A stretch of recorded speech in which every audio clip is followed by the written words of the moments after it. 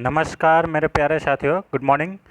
स्वागत है आप सभी का मेरे यूट्यूब चैनल श्री हंस वाहिनी इंस्टीट्यूट पर। आज का तारीख है 19 मई 2022। इस दिन के सभी करंट अफेयर्स के प्रश्न इस वीडियो में हम लोग डिस्कस करेंगे। तो चलिए एक अनोखी सोच के साथ इस वीडियो को शुरू करते हैं। आज का पहला क्वेश्चन है, हाल ही में केंद्र सरकार ने पेट्रोल में एथेनॉल के 20% मिश्रण के लक्ष्य को कब तक पूरा करने के लिए राष्ट्रीय जैव ईंधन नीति 2018 में संशोधन को मंजूरी दी है। देखिए, आप लोग को जैसे मालूम होगा कि अभी हाल ही में ये पेट्रोल में एथेनॉल मिलाने का चर्चा बहुत ही हाईलाइट हो गया है पूरा देश में। तो आप लोग को भी मालूम होगा कि केंद्र सरकार ने इसे 20% तक मिलाने का बात कहा है। एथेनॉल को किस में? तो पेट्रोल में मिलाना है 20%। और इससे मिलाने से क्या होगा, और इसको मिलाने से क्या होगा कि जो पेट्रोल है वो स्वच्छ हो जाएगा। और पेट्रोल अगर स्वच्छ होगा तो हमारे जो वातावरण है वो भी स्वच्छ होगा, ठीक है। और ये जो मिलाने की प्रक्रिया है इसको ब्लेंडिंग कहते हैं। तो जो राष्ट्रीय जैव ईंधन नीति है, जैव ईंधन नीति, ये 2018 में लागू हुआ था। और इसमें संशोधन करके पहले इसका लक्ष्य था 2030 तक। कितना था? पहले 2030 तक लक्ष्य था, लेकिन अभी उसे संशोधन करके घटाकर ऑप्शन नंबर बी 25-26 के बीच में किया गया है। तो इसका सही आंसर हो जाएगा ऑप्शन नंबर बी, 2025 से 26 के अंदर में कर देना है। तो इसमें 5 साल की कमी लाई गई है, 5 साल की कमी लाई गई है। ये बहुत ही अच्छा कदम है, इसको ब्लेंडिंग कहते हैं। इससे रिलेटेड कुछ इम्पॉर्टेंट फैक्ट जान लेते हैं। देखिए, राष्ट्रीय जैव ईंधन नीति 2018 में लागू की गई थी, ठीक है। इस नीति के तहत पेट्रोल में 20% का एथेनॉल का मिश्रण होगा, और ऐसा करने से हमारा जो ईंधन है वो भी स्वच्छ हो जाएगा और हमारा वातावरण भी स्वच्छ होगा। इस नीति में संशोधन करते हुए सरकार ने इसे जल्द पूरा करने का आदेश दिया है। और जो मिश्रण है, ये मिश्रण को हम लोग ब्लेंडिंग बोलते हैं। क्या बोलते हैं? ब्लेंडिंग। अभी हाल ही में इससे रिलेटेड आपको मालूम होगा कि बिहार में इसके लिए फैक्ट्री खोला गया है, और वो देश का पहला फैक्ट्री होगा जहाँ पे एथेनॉल ब्लेंडिंग होगा। पेट्रोल में एथेनॉल 20% तक मिलाया जाएगा। तो ये है इससे रिलेटेड इम्पॉर्टेंट फैक्ट्स। और आप हमें बताइएगा कि पेट्रोल की गुणवत्ता जानने के लिए कौन सा संख्या का उपयोग किया जाता है। तो वो है ऑक्टेन संख्या का उपयोग किया जाता है, ऑक्टेन नंबर। नेक्स्ट क्वेश्चन पे चलते हैं। क्वेश्चन नंबर 2, हाल ही में कौन माउंट एवरेस्ट को 16वीं बार फतह करने वाले पहले विदेशी नागरिक बन गए हैं? ऑप्शन नंबर ए कैंटन कूल, option number B David Sherpa, option number C Robin ऑफसर, ऑप्शन नंबर डी इनमें से कोई नहीं। तो देखिए, यहाँ पे पहले विदेशी बोल रहे हैं, तो विदेशी का मतलब जो उस देश का नहीं है। तो मालूम होगा माउंट एवरेस्ट जो है वो नेपाल का है, नेपाल में है। तो नेपाली मतलब गैर नेपाली कौन बने हैं, और भी 16 बार फतह करने वाले। तो ये option number A is correct हो जाएगा, कैप्टन कूल। इससे रिलेटेड कुछ इंपॉर्टेंट फैक्ट जान लेते हैं। हाल ही में कैप्टन कूल ने 16वीं बार माउंट एवरेस्ट को फतह किया है। कैप्टन कूल कहाँ के रहने वाले हैं? यह ब्रिटेन के रहने वाले हैं। कहाँ के रहने वाले हैं? ब्रिटेन के रहने वाले। सबसे ज़्यादा बार अगर माउंट एवरेस्ट कोई फतह किया है तो वो है कीमा रीता शेरपा, जो कि नेपाल की रहने वाली है, ठीक है। तो गैर नेपाली कौन बना है? कैप्टन कूल, जो कि 16वीं बार माउंट एवरेस्ट को फतह किया है। और कीमा रीता जो शेरपा है वो कितनी बार की हैं? 26 बार। माउंट एवरेस्ट को और किस नाम से जाना जाता है? तो माउंट एवरेस्ट को सागर माथा भी कहा जाता है। उसी प्रकार से माउंट एवरेस्ट को सबसे पहले फतह करने वाले कौन व्यक्ति थे? तो उनका नाम क्या है? एडमंड हिलेरी और तेंजिंग नोर्गे। ये कब किए थे? 1953 में, 1953 में सबसे पहले Edmund Hillary and Tenzing Norgay ने माउंट एवरेस्ट का सबसे पहले चढ़ाई किए थे। अभी हाल ही में आपको मालूम होगा कि माउंट एवरेस्ट का जो हाइट है वो चाइना द्वारा नापा गया है, नेपाल को बोल के कि मैं आपका जो माउंट एवरेस्ट है उसको नाप दूंगा, तो दोबारा से नाप करके 8,848.88 मीटर इसका न्यू हाइट बताया गया है। चलिए नेक्स्ट क्वेश्चन पे चलते हैं। क्वेश्चन नंबर 3, हाल ही में भारत ने किस शहर में शंघाई सहयोग संगठन की आतंकवाद रोधी बैठक की मेजबानी की है? तो option number A Nai Delhi, option number B Mumbai, option number C Hyderabad या option number D Dehradun. Shanghai सहयोग संगठन HCO की मीटिंग कहाँ की गई है? और इसमें एक ये था रैट करके है, इसमें ये उपयोग किया गया था कि जो रीजनल जो टेररिस्ट को रोकने के लिए ये इसे स्टार्ट किया गया था। और इसका क्या फुल फॉर्म है? Regional anti terrorism structure. तो ये क्या हो गया? Regional anti terrorism structure. इसका फुल फॉर्म क्या है रैट का? Regional anti terrorism structure.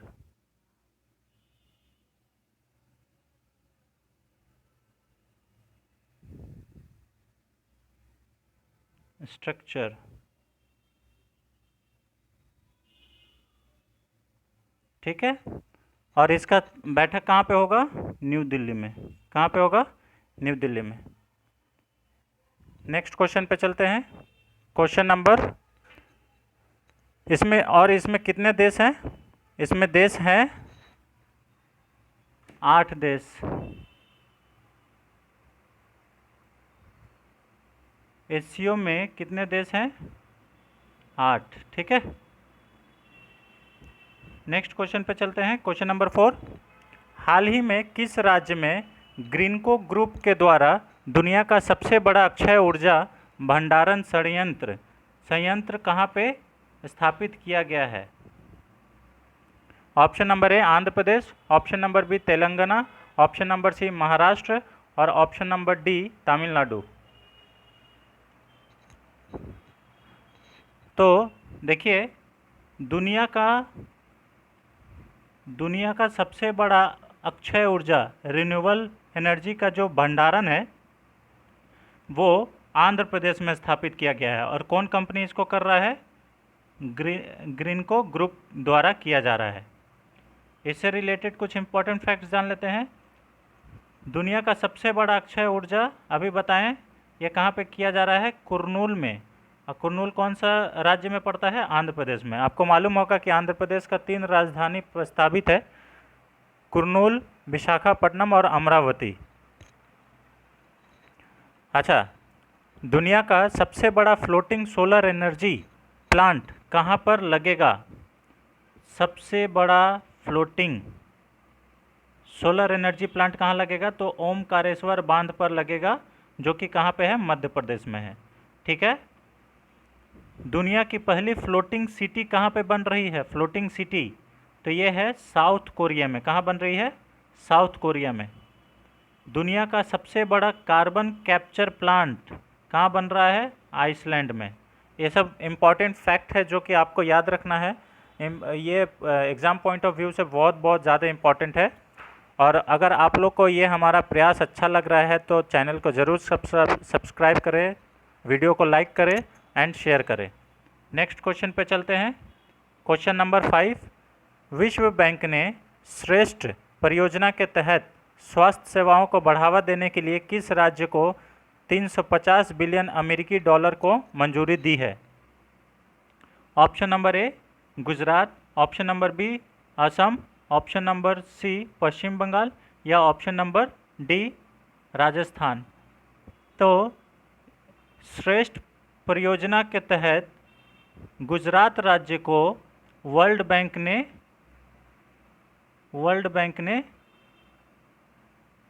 $350 million दिया है। ठीक है। तो इसका सही आंसर हो जाएगा गुजरात। ठीक है, नेक्स्ट क्वेश्चन पे चलते हैं। क्वेश्चन नंबर 6, 18 मई 2022 को डीआरडीओ और भारतीय नौसेना ने कहां से स्वदेशी रूप से विकसित नौसैनिक एंटी शिप मिसाइल का पहला परीक्षण किया है? यहाँ पे देखिए बोल रहा है एंटी शिप मिसाइल का पहला उड़ान परीक्षण किया है। ठीक है, कौन कौन किया है? डीआरडीओ और भारतीय navy. Option number A Ranikhet, option number B Sriharikota, option number C Chandipur, option number D Pokhran. तो आप लोग इसका तो आंसर हो जाएगा आपका उड़ीसा के चांदीपुर से किया गया है। लेकिन आप लोग एक और बताइएगा, हेलिना क्या है? हेलिना क्या है? तो ये है हमारा जो एंटी टैंक मिसाइल है, एंटी टैंक मिसाइल नाग। मालूम होगा ना एंटी टैंक मिसाइल क्या है? नाग। उसी का हेलीकॉप्टर वर्जन जो है वो हेलिना है। ठीक है, हेलीकॉप्टर वर्जन क्या है? हेलिना है। इससे रिलेटेड कुछ इंपॉर्टेंट फैक्ट्स देखिए, डीआरडीओ और नेवी के द्वारा एंटी शिप मिसाइल का सफल परीक्षण चांदीपुर के उड़ीसा के चांदीपुर में किया गया है। ठीक है, डीआरडीओ की स्थापना की बात करें तो इसका स्थापना 1 जनवरी 1958 को किया गया था और इसका मुख्यालय नई दिल्ली में है। और इनके अभी वर्तमान में डीआरडीओ के हेड कौन है? तो जी सतीश रेड्डी जी हैं इनके हेड। ठीक है, उसके बाद भारतीय नौसेना दिवस अगर बात करें तो ये कब मनाया जाता है? 4 दिसंबर को मनाया जाता है, क्योंकि 4 दिसंबर 1971 को ही भारतीय नौसेना ने ऑपरेशन त्रिशूल चलाया था। कौन सा ऑपरेशन चलाया था? ऑपरेशन त्रिशूल। ठीक है, इसलिए 4 दिसंबर को भारतीय नौसेना दिवस मनाया जाता है। अच्छा, उसके बाद देखिए यह पहला स्वदेशी लॉन्च की गई एंटी शिप मिसाइल है। ठीक है, स्वदेशी। आजकल हम लोग देखिए हर चीज़ में आत्मनिर्भर बनने का कोशिश कर रहे हैं और हम लोग सक्सेसफुल आगे बढ़ भी रहे हैं। ये बहुत ही अच्छी स्टेप है, आत्मनिर्भर भारत के द्वारा ये सब सारा चीज़ किया जा रहा है।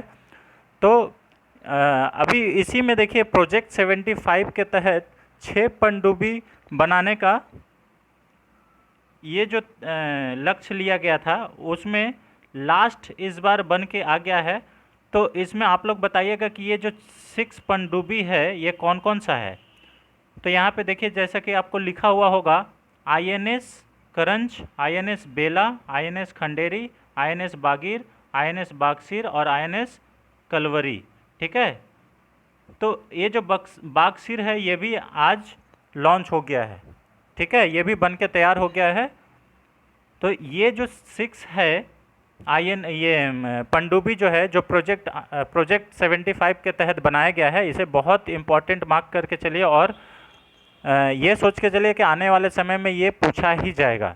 ठीक है, तो ये ज़रूर याद रखें। नेक्स्ट क्वेश्चन पे चलते हैं। क्वेश्चन नंबर 7, हाल ही में ब्राज़ील में आयोजित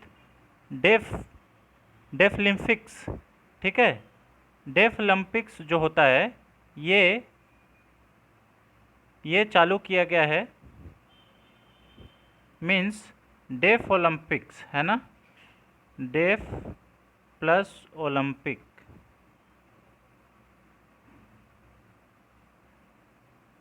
ठीक है, डेफ का मतलब बाधिर होता है, बाधिर मतलब जो सुन नहीं पाता है उसके लिए, है ना,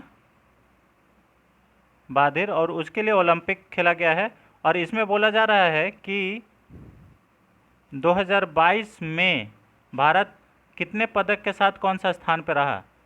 तो भारत जो है इसमें option number A 9, option number B 16, option number C 13 या ऑप्शन नंबर डी 17। तो भारत जो है इसमें ऑप्शन नंबर ए 9th पोजीशन पे रहा।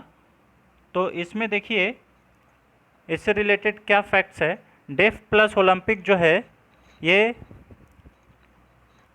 बाधिर व्यक्तियों के द्वारा खेला जाता है, जो सुनने में मतलब सुन नहीं सकते उनके द्वारा खेला जाता है।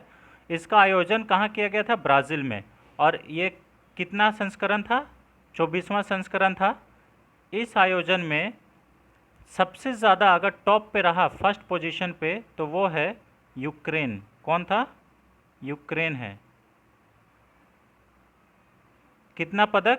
138 पदक के साथ नंबर 1 पोजीशन यूक्रेन, और 16 पदक के साथ भारत 9वें स्थान पर है।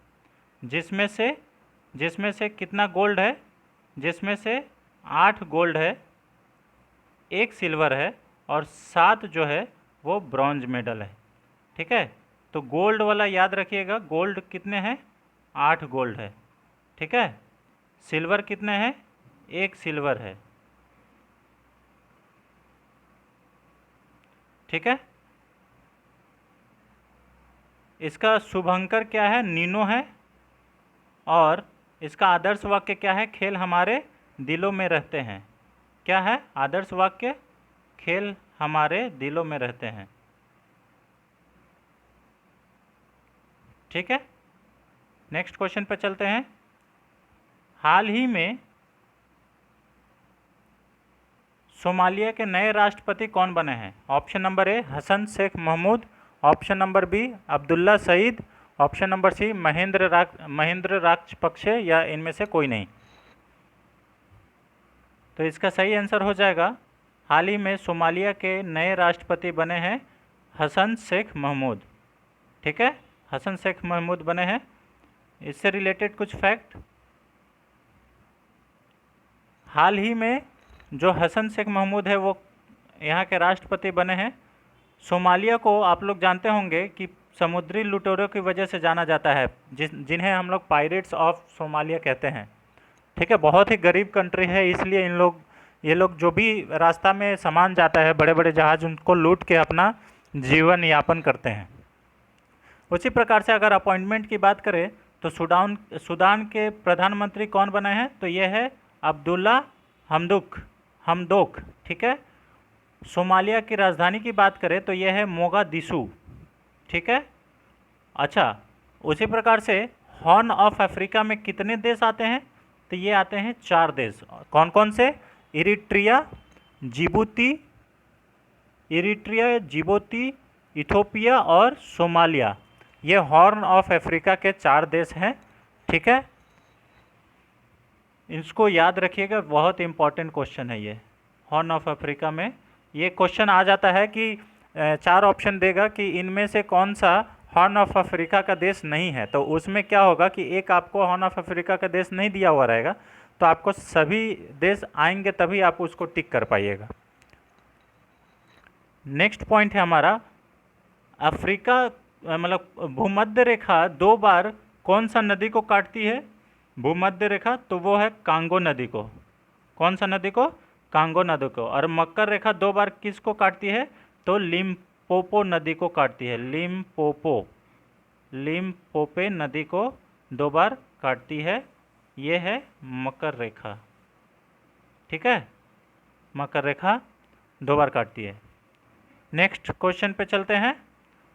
हाल ही में किसे बॉम्बे स्टॉक एक्सचेंज का नया चेयरमैन नियुक्त किया गया है? बॉम्बे स्टॉक एक्सचेंज, जिसको हम लोग BSE भी बोलते हैं। बॉम्बे स्टॉक एक्सचेंज एशिया का सबसे पुराना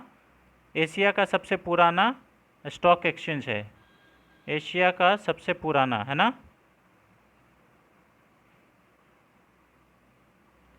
सबसे पुराना। Option number A Vikramjit Singh, option number B Manoj Joshi, option number C SS Mundra, option number D Rajiv Kumar. तो इसका सही आंसर हो जाएगा SS मुंड्रा जी को बॉम्बे स्टॉक एक्सचेंज का न्यू चेयरमैन बनाया गया है। और किन के जगह पे बनाया गया है? तो ये विक्रमजीत सिंह के जगह पे बनाया गया है। विक्रमजीत सिंह के जगह पे बनाया गया है। तो इसका सही आंसर हो जाएगा option number C SS Mundra. ठीक है, चलिए नेक्स्ट क्वेश्चन, आज का लास्ट क्वेश्चन पे चलते हैं। इससे रिलेटेड कुछ फैक्ट जान लेते हैं पहले। आज का लास्ट क्वेश्चन पे जाने से पहले बॉम्बे स्टॉक एक्सचेंज के बारे में कुछ जान लेते हैं। जैसे बॉम्बे स्टॉक एक्सचेंज का स्थापना सन 1875 ईस्वी में किया गया था और ये एशिया का सबसे पुराना स्टॉक एक्सचेंज है। यह हाल ही में विक्रमजीत सिंह के स्थान पर एस मुंड्रा जी को बनाया गया है अध्यक्ष। अच्छा, बॉम्बे स्टॉक एक्सचेंज का नियंत्रण कौन करता है? तो वो करता है सेबी। कौन करता है? सेबी करता है। ठीक है। एलआईसी या फिर कोई भी इंश्योरेंस कंपनी है उसको भी सेबी ही नियंत्रित करता है। सेबी का पहला महिला अध्यक्ष के बारे में अगर बात किया जाए तो कौन बनी है? माधवीपुरी बुच्च बनी है ना।